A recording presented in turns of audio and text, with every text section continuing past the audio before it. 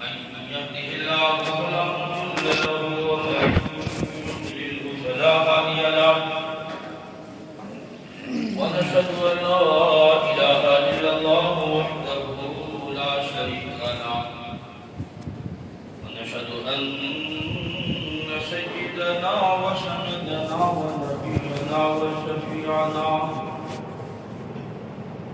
وهادينا ومرشدنا ومأوانا وملجانا ومولانا محمدا عبده ورسوله صلى الله تعالى على آله وأصحابه وأزواجه وذرياته وبارك وسلم تسليما كثيرا أما بعد فأعوذ بالله السميع العليم من الشيطان الرجيم بسم الله الرحمن الرحيم إذ قالت امرأة عمران رب إني نذرت لك بطني محررا فتقبل مني إنك أنت السميع العليم فلما وضعتها قالت رب إني وضعتها أنثى والله أعلم بما وضعت وليس الذكر كالأنثى وإني سميتها مريم وإني أعيذها بك وذريتها من الشيطان الرجيم فتقبلها ربها بقبول حسن وأنبتها نباتا حسنا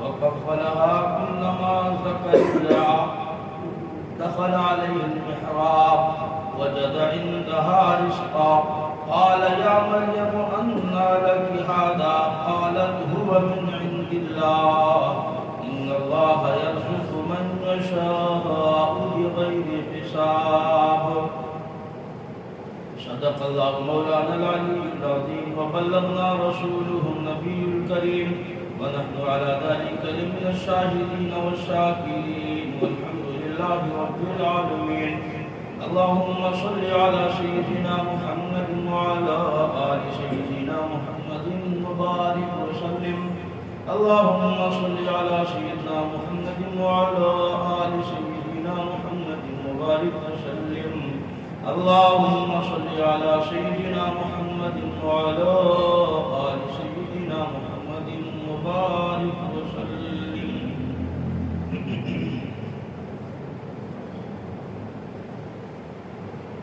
گزشتہ جمعے کو یہ عرض کر رہا تھا اور یہ بتایا تھا کہ اللہ تبارک تعالیٰ نے ہماری ضروریات اور ہماری زندگی کے تمام تر مسائل کا حل اللہ نے قرآن میں رکھا ہے، اس کا طریقہ بھی بتایا اور اپنے نیک بندوں کے واقعات بھی سنائے اور ان واقعات کو جو پہلے ہو چکے یہ بتایا تھا کہ پھر قرآن میں کیوں ان کا ذکر ہے، تو وہ ہمارے اور قیامت تک کے آنے والے لوگوں کے لیے ہیں کہ وہ ضروریات اور وہ تقاضے قیامت تک جن کے ساتھ پیش آئے گا تو قرآن ان کی رہنمائی کرے گا، ان کو طریقہ بتائے گا۔ تو ان آیتوں میں نظر و نیاز اور فاتحہ کا مسئلہ اور حضرت عمران کے گھر میں جو بچہ پیدا ہو رہا ہے حضرت مریم جس کا تذکرہ گزشتہ جمعے کو کیا، تو ان کی ماں نے جو نظر مانی تو نظر و نیاز کا مسئلہ اور اس کے بعد اگلی آیتوں میں حق سبحانہ و تعالیٰ نے جن کے گھر میں اولاد نہیں ہوتی ہے اللہ سے اولاد مانگنے کا طریقہ یہ قیامت تک کے امت کو قیامت تک کے لوگوں کو اللہ قرآن کے ذریعے سے سمجھا رہا ہے کہ یہ مسئلہ بعد میں بھی پیش آئے گا۔ تو امت قرآن کریم سے سیکھ کر نظر و نیاز کا مسئلہ حل کرے۔ اور اولاد نہیں دیا اللہ، تو اولاد مانگنے کا طریقہ کیا ہوگا وہ ان آیتوں سے سیکھے۔ اس لیے اللہ تبارک تعالیٰ نے سابقہ امتیوں کے اور سابقہ گزشتہ زمانوں کے جو حالات اور واقعات اپنے نیک بندوں اور پیغمبروں کے ساتھ پیش آیا اس کا تذکرہ قرآن میں فرمایا، تاکہ اس امت کو اس قرآن سے رہنمائی ملے، کہیں بھٹکنے کی ضرورت نہ پڑے، کسی اور در پر جانے کی ضرورت نہ پڑے۔ قرآن ہدایت کی کتاب ہے اور قیامت تک کے لیے ہے، اور قیامت تک کے مسائل کا حل اللہ نے اس میں رکھا۔ ہم قرآن کے قریب آئے تو صحیح۔ تو میں نے اس عنوان کے تحت گزشتہ جمعے کو 2 آیتیں تلاوت کی تھی اور آپ کو بتایا تھا کہ حضرت عمران علیہ السلام جو بیت المقدس کے امام تھے وہ، اور اسی مسجد بیت المقدس کے امام حضرت زکریا علیہ السلام بھی تھے، نائب امام، چونکہ بیت المقدس ساری جہان کا قبلہ تھا، قبلہ اول ہمارا ہوئے، تو بہت سارے امام تھے اس میں، ان میں یہ بھی تھے۔ تو حضرت عمران کا جب انتقال ہو گیا اور ان کی کافی عمر میں اللہ تبارک تعالیٰ نے ایک امید عطا فرمائی، وہ گزشتہ جمعے کو دہراؤں گا نہیں، گزشتہ جمعے کو بتایا تھا کہ ان کی بیوی نے پھر اس طریقے سے نظر مانی، اذ قالت امرأۃ عمران، عمران کی بیوی نے اللہ تبارک تعالیٰ سے نظر مانی، منت مانی، ربی انی نظرت لک، اللہ میں آپ سے نظر مانتی ہوں، ایک جو ہے آپ سے جو ہے ایک وعدہ کرتی ہوں، عہد کرتی ہوں کہ جو کچھ آپ مجھے اولاد دیں گے میں اس کو مسجد اقصیٰ کی خدمت کے لیے آزاد کر دوں گی، اس سے مطالبہ نہیں کروں گی، اپنے کام میں استعمال نہیں کروں گی۔ یہ پورا میں نے آپ کو سنایا۔ انک انت السمیع العلیم۔ پھر حضرت مریم کی والدہ یہ بھی جانتی تھی کہ ہم لاکھ سجدے کریں، لاکھ عبادت کریں، اگر وہ پروردگار رد کر دے تو کوئی اسے پوچھنے والا نہیں، لا یسأل عما یفعل وهم یسألون، اللہ سے کوئی سوال نہیں کر سکتا۔ جبریل کی مجال نہیں ہے کہ اللہ سے وہ سوال کرے کہ اے اللہ یہ لاک ڈاؤن کہے گا، تو جبریل سوال نہیں کر سکتا، تو انسان کو کیا حق ہے؟ اللہ قادر مطلق ہے، مختار کل ہے، وہ جو چاہے فیصلہ کرے، اللہ کے فیصلے کو کوئی نہیں پوچھ سکتا اور چیلنج نہیں کر سکتا۔ چنانچہ حضرت عمران کی گھر والی رو رو کر کے اللہ تبارک تعالیٰ سے یہ دعا مانگی، گر گرائی کہ اے اللہ مجھے بچہ دیجئے، میں جا کے اس کو وقف کر دوں گی، میری آخرت بن جائے گی، وہ دنیا میں اللہ اللہ کرے گا، مسجد میں جھاڑو مارے گا، پاک کرے گا، صفائی کرے گا، مسجد کی خدمت وہ کرے گا، میری قبر آباد ہو جائے گی۔ انک انت، آپ میری دعا قبول کر لیجئے، سن لیجئے۔ مفسرین لکھتے ہیں انک انت السمیع، وہ سمیع ہے، اور دنیا میں جتنے سمیع ہیں یہ عبد السمیع ہے۔ مفسرین نے لکھا کہ جو کوئی اپنے بچے کا نام رکھے سمیع، بصیر، علیم، اس کے لیے جائز نہیں کوئی اس کو سمیع پکارے، بصیر پکارے، ہرگز جائز نہیں ہے، حرام ہے اس طرح سے پکارنا، بلکہ اس کو چاہیے کہ وہ عبد السمیع، عبد البشیر، عبد النذیر جو بھی ہے یہ اللہ تبارک تعالیٰ کا صفاتی نام ہے، اس کے آگے عبد لگانا ضروری ہے تاکہ کلیئر ہو جائے کہ سمیع یہ نہیں ہے، یہ تو اللہ کا بندہ ہے، سننے والے کا بندہ، دیکھنے والے کا بندہ، عبد العلیم جاننے والا کا بندہ۔ علیم تو اللہ کی ذات ہے، سمیع اللہ کی ذات ہے۔ حدیث شریف میں آتا ہے کہ پہاڑ کے اندر یہ لاکھوں کروڑوں اربوں خربوں جو کیڑے مکوڑے چونٹیاں پھرتی ہے، اللہ تبارک تعالیٰ ان چونٹیوں کے چلنے کی پیروں کی آہٹ کو بھی اللہ سنتا ہے، اس لیے کہتے ہیں اللہ سمیع، سننے والے۔ سمندروں کے اندر مچھلیاں، کیڑے مکوڑے لاکھوں کروڑوں اربوں خربوں کی تعداد میں ہے. اللہ تبارک تعالیٰ ہر چونٹی، ہر کیڑی، ہر مکوڑی، ہر مخلوق کی خبر گیری رکھتا ہے. کس نے کھایا اور کون بھوکا ہے سوائے اللہ کے کوئی نہیں. تو عمران کی بیوی کو پتا تھا کہ ہم لاکھ سجدے کریں، دعائیں مانگیں، منتیں مانگیں، عاجزی کریں، اگر وہ پروردگار رد کر دے تو کوئی اس کو روکنے والا نہیں ہے. تو اس بات سے جو رو رو کر اللہ سے مانگتی، انک انت السمیع، اللہ میری اس نظر کو قبول کر لیجیے، میرے اس ہدیے کو قبول، میرے جذبے کو قبول کر لیجیے، انک انت السمیع العلیم. اللہ تبارک تعالیٰ نے ان کی اس نظر کو قبول فرمایا. گزشتہ جمعے کو بتایا کہ جب اس زمانے میں تو کوئی آلات تھے نہیں کہ لڑکا ہوگا یا لڑکی، آج تو پہلے ہی بتا دیا جاتا ہے کہ لڑکا ہے کہ لڑکی، لیکن اس زمانے میں نہیں. جب عمران کی بیوی نے بچہ جنا تو وہ لڑکی پیدا ہوگی، تو اسے فکر شروع ہو گئی کہ اب کیا ہوگا. میں نے تو نظر مانی کہ وقف کر دوں گی، لیکن لڑکی کو مسجد میں کیسے چھوڑ دوں، کیا کروں. تو پھر اللہ تبارک تعالیٰ نے حضرت عمران کی بیوی کو سمجھایا کہ تم اس بچی کو مسجد میں خدمت کے لیے چھوڑ دو، باقی اس کی ساری ذمہ داری میری ہے. گزشتہ دنوں میں بتایا کہ تم کو تو اس کا نام رکھنے کا بھی حق نہیں ہے، اس کا نام بھی میں رکھوں گا. وَإِنِّي سَمَّيْتُهَا مَرْيَمَ، اور میں نے اس بچی کا نام مریم تجویز کیا ہے، اور ہم اس سے اپنی عجائبات لوگوں کو دکھائیں گے آگے چل کر. ایسے ایسے عجائبات، ایسے ایسے معجزات ہم اس سے ظاہر کریں گے، وہ آنے والی نسل دیکھے گی. تم تو لیا تو اللہ کے حوالے کر دو جو تم نے نظر مانی، جو رو رو کر کے تم مانگتی تھی، تمہاری دعا قبول ہو گئی. اور اللہ نے یہ بھی سمجھایا کہ تمہاری یہ جو بچی ہے 1000 مردوں سے زیادہ بہتر ہے. اس بنا پر مفسرین نے یہ تفسیر لکھی ہے کہ قرآن مجید میں کسی عورت کے نام لے کر کے پورا مفصل واقعہ سوائے حضرت مریم کے اور اللہ تبارک تعالیٰ نے کسی کا تذکرہ نہیں فرمایا. مکمل صورت ایک حضرت مریم کے نام سے. اس سے پہلے یہ نام کبھی کسی نے سنا نہیں تھا، دیکھا نہیں تھا، کوئی رکھتے نہیں تھے.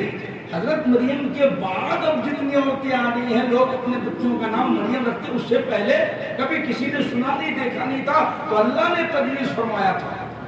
تو یہاں تک بات آ گئی تھی. اس کے بعد آگے کا جو واقعہ اور تذکرہ ہے وہ یوں لکھا کہ حضرت مریم کے جو خالو تھے حضرت زکریا، وہ اس مسجد کے امام وہ بھی تھے. پھر قرہ ہوا تو انہوں نے اپنے نگرانی میں رکھ لیا، ہم اس بچی کی پرورش، ہم اس کے خالو ہیں، ان کی خالہ ہے، خالہ ماں کے برابر ہوتا ہے، ہم دیکھ ریکھ کر لیں گے. تو ان کے لیے ایک محراب بنا دیا گیا اور اسی محراب میں وہ کفل ڈال کر کے رکھتے اور حضرت زکریا دعوت و تبلیغ کے لیے نکل جاتے. مستقل کوئی کھانے پینے کا نظم تو نہیں تھا، کچھ بھی نہیں تھا. اور حضرت مریم وہ اسی روم میں رہتی تھی. جب سارے لوگ نماز پڑھ کر کے عشاء کے بعد چلے جاتے، مسجد خالی ہو جاتی اور کوئی غیر محرم نہیں رہتا وہاں، تو حضرت مریم اپنے خالو کو آواز دے کے بلاتے، وہ خالو ان کا دروازہ کھولتے، وہ باہر نکلتی، مسجد میں جھاڑو مارتی، پاکی صفائی، دھونا، جو بھی کچھ کرنا ہوتا وہ پورا پاک صاف کر کے فجر میں پوری مسجد پاک صاف ہوتا. اس طریقے سے اللہ تبارک تعالیٰ نے ان سے کام لیا.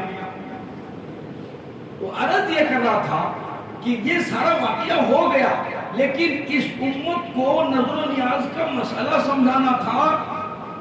تو اللہ تبارک تعالیٰ نے اگلی آیت میں اس کا جو ہے مسئلہ حل فرمایا کہ ایک مرتبہ حضرت زکریا کفل ڈال کر کے کہیں دور نکل گئے، کئی دن تک واپس آئے ہی نہیں دعوت و تبلیغ سے، اور مریم کو بھول گئے. کئی دن گزر گئے، وہ اندر بند ہے. جب ان کو اچانک یاد آیا تو حضرت زکریا تیزی سے بہت اسپیڈ میں بھاگے بھاگے آئے، پتہ نہیں کس حال میں ہے مریم۔ وہاں سے آتی فوراً ان کا دروازہ کھولا، قفل کھولا تو دیکھا کہ مریم کمرے کے اندر مختلف پھل فروٹس وغیرہ کھا رہی ہیں، اس میں سیب بھی تھے، انگور بھی تھے، اور ایسے پھل تھے جو اس زمانے میں اس کا موسم نہیں تھا، وہ پھل اور فروٹ ان کے کمرے میں موجود تھا۔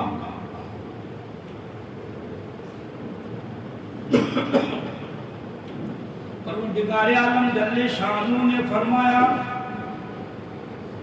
کلما دخل علیہا زکریا المحراب، کلما دخل علیہا، حضرت زکریا علیہ السلام داخل ہوئے محراب میں، مریم کے کمرے میں، مریم کا کمرہ کھولا، محراب دیکھا، کلما دخل علیہا زکریا المحراب، اس کے کمرے میں، اس کے روم میں آنکھ اٹھا کے دیکھا، وجد عندہا رزقا، اللہ کی نعمتیں دیکھ کر زکریا علیہ السلام پریشان ہو گئے، عجیب عجیب قسم کے فروٹ رکھے ہوئے ہیں، پھل رکھے ہوئے ہیں، اور اللہ تبارک تعالیٰ کی نعمتیں رکھی ہوئی ہے۔ وجد عندہا رزقا قال یا مریم انا لک ھذا، او مریم یہ تو کہاں سے لے کے آ گئی، کیا ہے یہ؟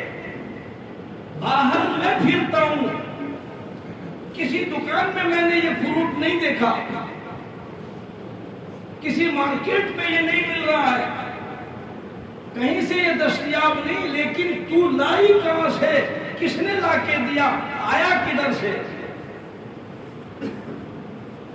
علماء نے لکھا ہے چونکہ حضرت زکریا علیہ السلام خود نبی اور پیغمبر ہیں، توجہ کیجئے گا، اس میں بہت باریک مسئلہ ہمیں سمجھانے کے لیے اللہ تبارک تعالیٰ نے اس میں لکھا ہے۔ حضرت زکریا علیہ السلام باہر کی دنیا میں تھے، دعوت و تبلیغ کے لیے مارکیٹ میں، بازاروں میں، گلیوں میں، محلوں میں گھوم پھر کر کے لوگوں کو دین سکھا رہے تھے، سمجھا رہے تھے، تو وہ باہر کی بات کرنے لگے۔ قال یا مریم انا لک ھذا، یہ آیا کدھر سے؟ کیونکہ باہر تو نہیں مل رہا نا، ہمیں کہیں دکھائی نہیں دیا۔ تو حضرت زکریا کا دماغ اور زکریا علیہ السلام کا خیال مخلوق کی طرف گیا، دکان میں نہیں ہے، مارکیٹ میں نہیں ہے، کسی کے پاس نہیں ہے۔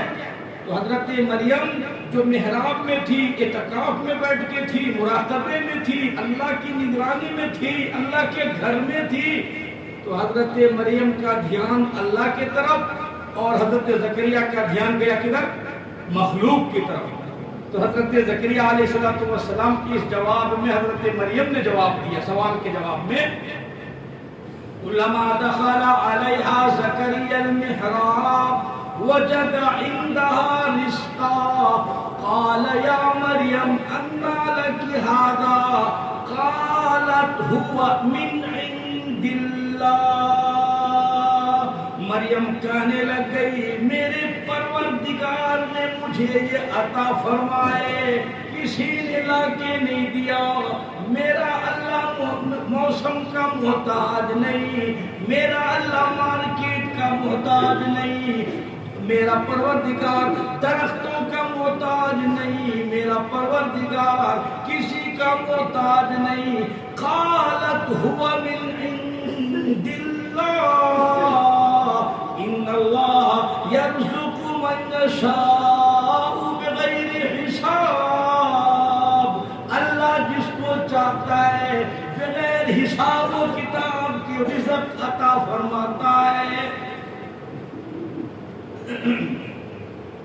اس آیت سے پتہ چلا کہ حضرت مریم چونکہ وہ مراقبے میں تھی، اعتکاف میں تھی، مسجد میں تھی، حضرت مریم کا پورا دھیان اللہ کی طرف گیا. انہوں نے کہا میرے اللہ نے دیا. حضرت زکریا گرچہ پیغمبر تھے لیکن مخلوق کے ساتھ تھے، مخلوق کے پاس تھے اور مخلوق میں چل پھر کر کے دعوت دے رہے تھے، کام کر رہے تھے. ان کا دماغ مخلوق کی طرف اور مریم کا دماغ اللہ کی طرف گیا، دھیان اللہ کی طرف گیا. اس سے یہ پتہ چلتا ہے کہ جو اللہ والوں کی صحبت میں بیٹھتا ہے تو اللہ تبارک تعالیٰ صحبت کی برکت سے اس کو اللہ والا بنا دیتا ہے. جس قسم کی صحبت میں جو بندہ ہوگا اللہ تبارک تعالیٰ وہ چیز اس کو عطا فرمائیں گے.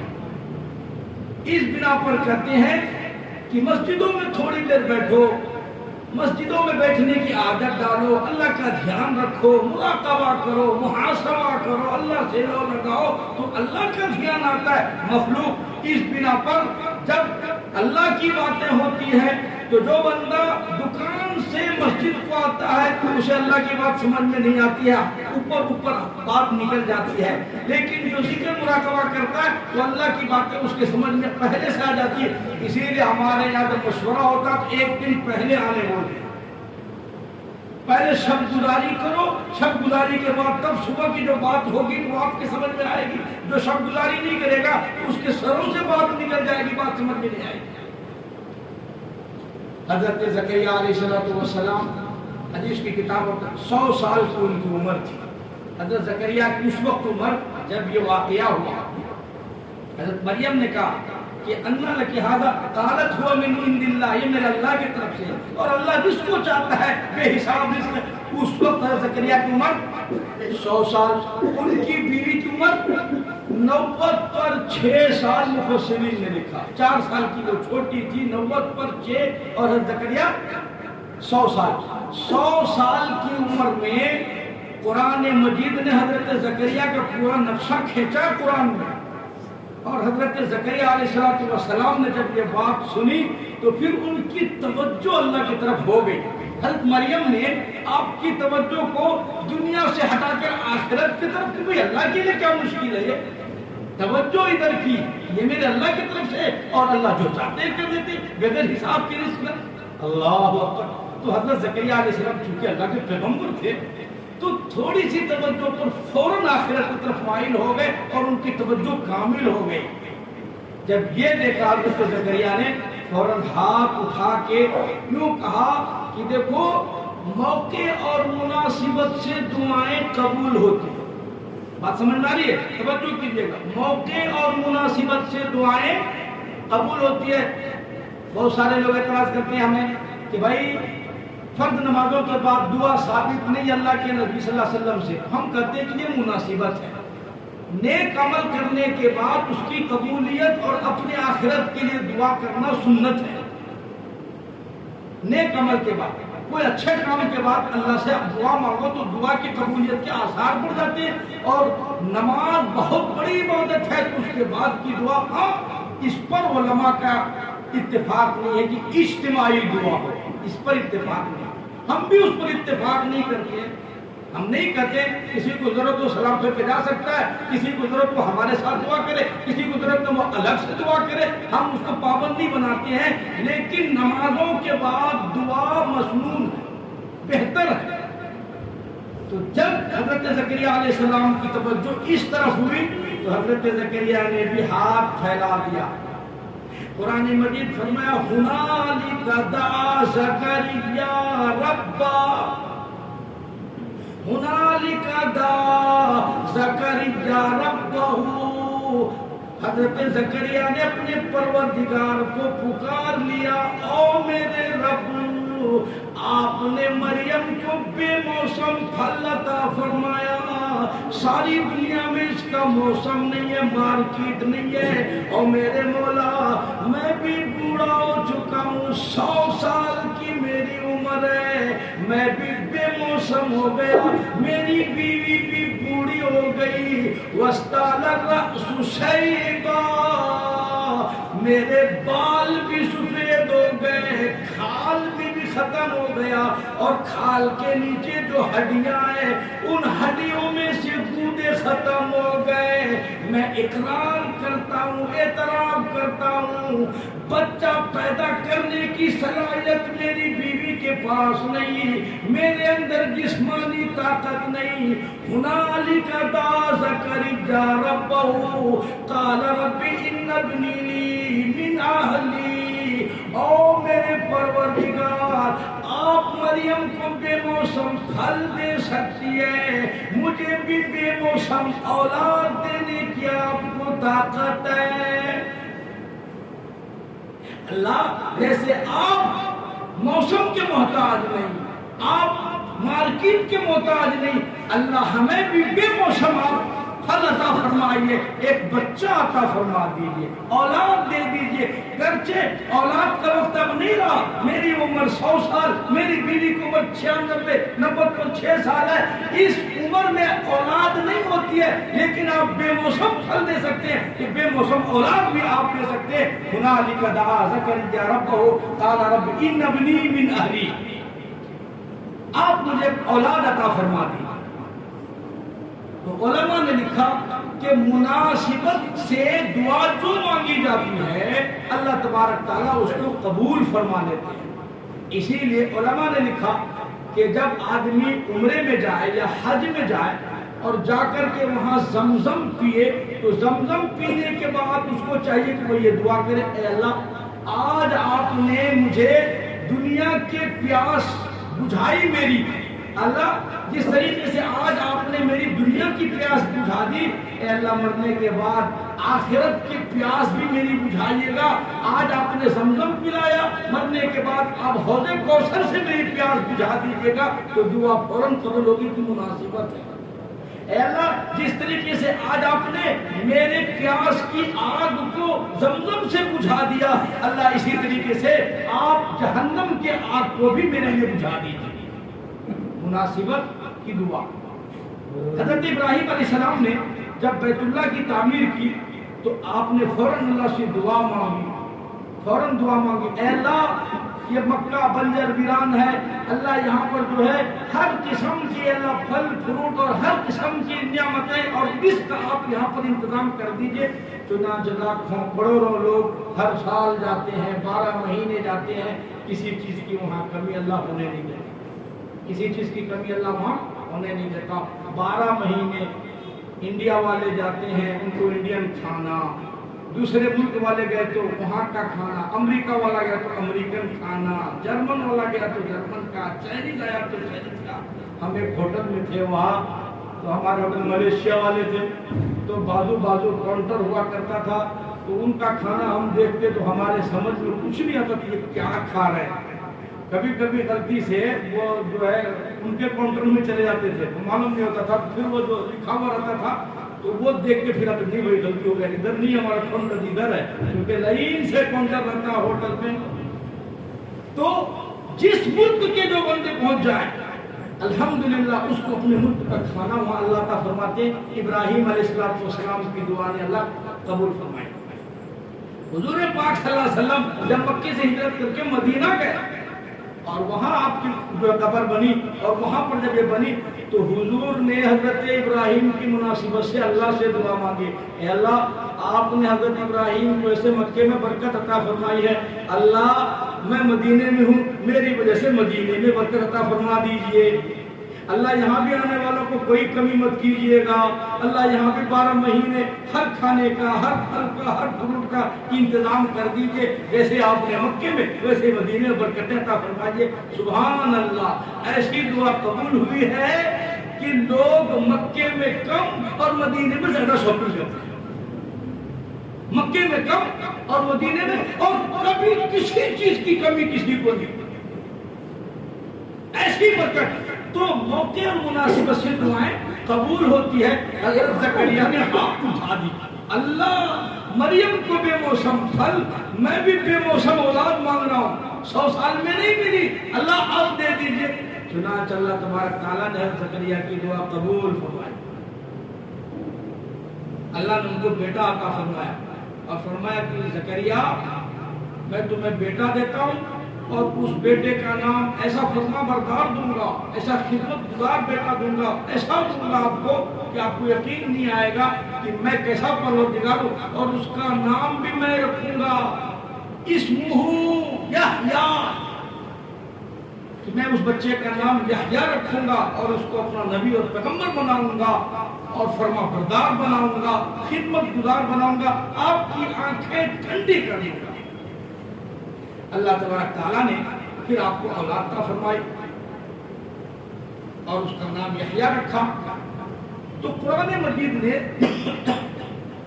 ہمیں یہ تعلیم دی کہ آپ کو نظر کس طریقے سے مانگنی ہے اللہ، اور یہ اولاد کا مسئلہ تو اتنا تیرا ہے کہ لوگ اس میں شرک کرتے ہیں، کفر کرتے ہیں، اور نہ جانے کن کن دروازوں کی وہ خاک چھانتے ہیں۔ اللہ تبارک تعالیٰ نے ان آیتوں میں سمجھایا۔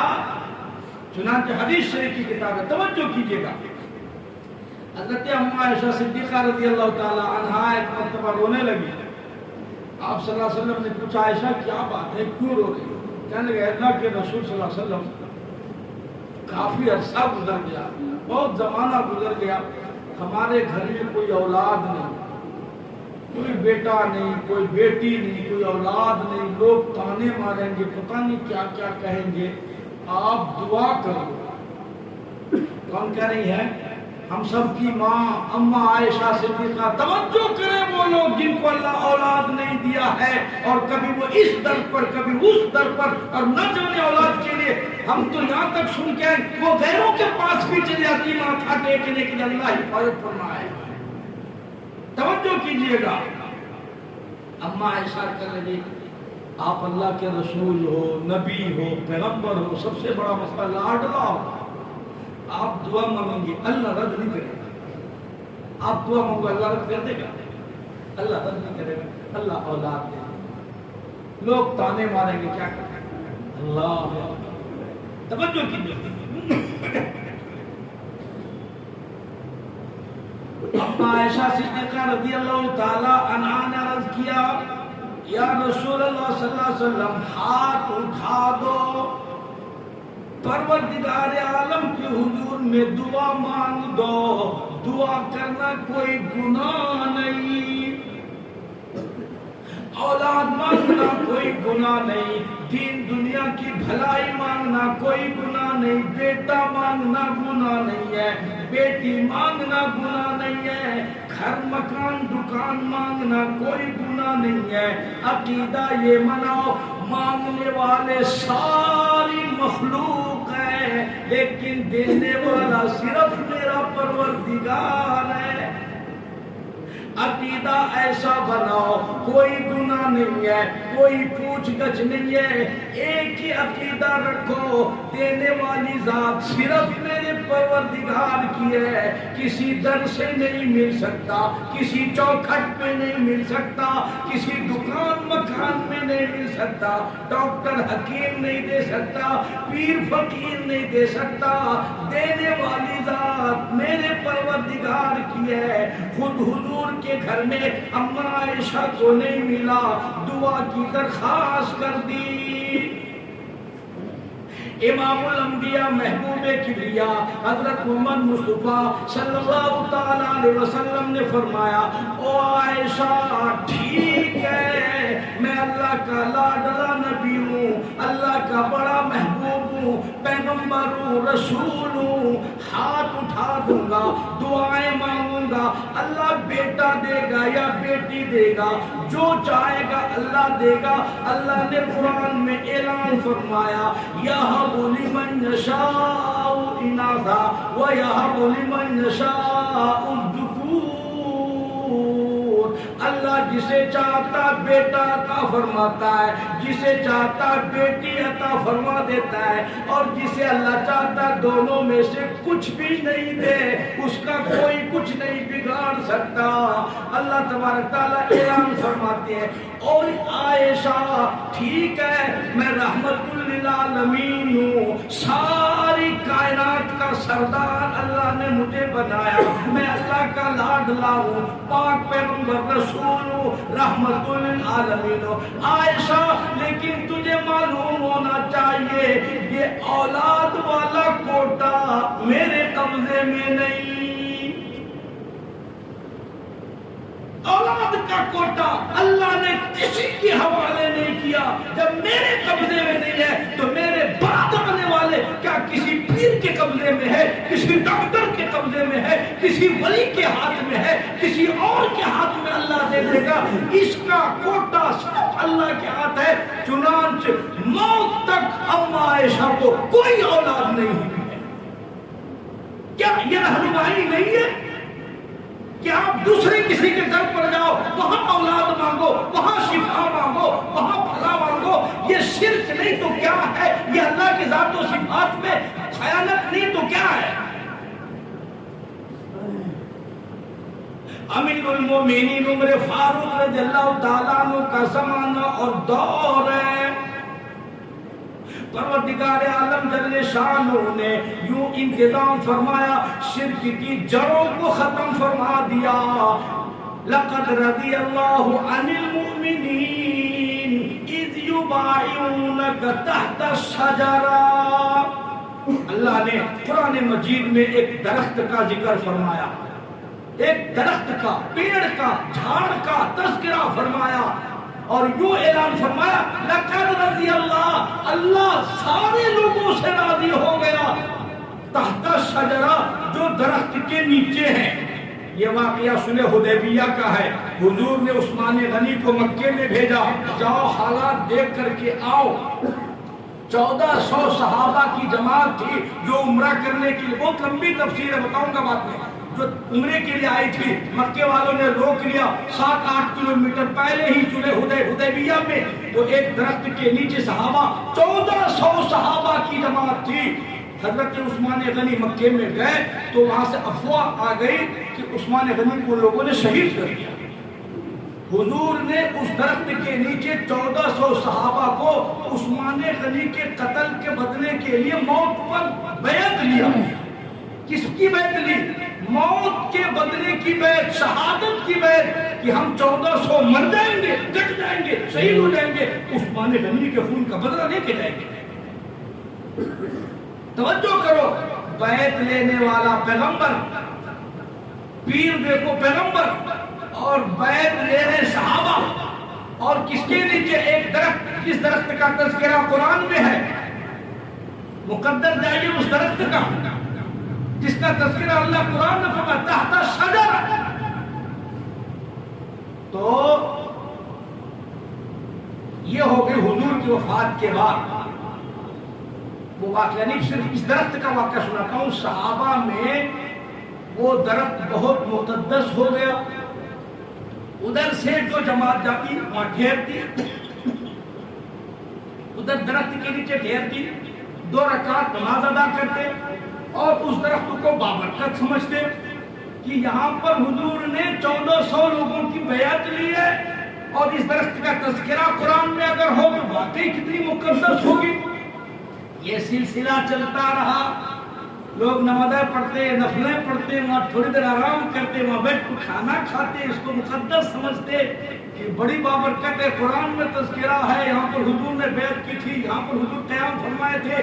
حضور کے زمانے میں وہ چلتا رہا، ابو بکر کے زمانے میں چلتا رہا، عمر فاروق کے زمانہ میں وہ چلتا رہا، آ گیا، لوگوں نے درختوں کی پتہ نہیں کیا کیا بنا لی، بابرکت ہے، مقدس ہے، سجدے ہو رہے ہیں، نفلیں ہو رہی ہے، روزہ ہو رہا، افطاری ہو رہا۔ اللہ اکبر کبیرہ، آیا فاروق کا زمانہ، اس کو فاروق کہتے ہیں، حق کو باطل میں فرق کرنے والا اور بہت باریکی سے دیکھنے والا۔ خدا کی قسم، جس کا نام لیا نا عمر فاروق کا نام لیتے ہی بدن میں کانٹے آ جانا چاہتا، وہ ہستی تھی عمر فاروق۔ ہمیں تو کچھ فرق نہیں پڑتا نا، اس لیے کہ ہم تو ان کو جانتے نہیں، پہچانتے نہیں، ہم تو حکومت فلاں حکومت بہت اچھی فلاں۔ صحابہ کی ایک جماعت، توجہ کیجیے گا، صحابہ کی ایک جماعت ایک پہاڑ کے درے پر آ کر کے ٹھہری، تو وہاں ایک صاحب نے ان لوگوں کی دعوت کی، بکرے ذبح کیے، ان کو خوب کھلایا پلایا، مہمان نوازی کی. اس کے بعد صبح کو وہ بندہ روتا ہوا جماعت والوں کے پاس آیا، صحابہ کے پاس، اور زاروں قطار رو رہا تھا. کہا بھئی کیا ہوا، کئی کو رو رہے؟ تو انہوں نے کہا کہ میری ایک بکری رات میں بھیڑیا لے کے گیا، چیتا لے کے چلا گیا، اس سے رو رہا ہوں زاروں قطار. تو صحابہ نے مذاق اڑا، اچھا وہ رات میں ہمیں ذبح کر کے کھلایا نا، اسی لیے ہمیں رو دھو کر کے دکھارا کر کے. کہا کہ نہیں، وہ جو میں ذبح کر کے کھلایا اس کے لیے نہیں رو، اس کے علاوہ لے کے گیا بھیڑیا. تو وہ کہنے لگا اس میں کیا رونے والی بات ہے، تمہارے پاس تو ہزاروں لاکھوں بکریاں، بکرے کا کاروبار ہے، یہ پکڑنے کے بھاگ بھی گیا بھیڑیا، تو کیا فرق پڑتا؟ کافی سالوں سے وہ بکریاں چراتے تھے اور یہی کام تھا اس صحابی کا.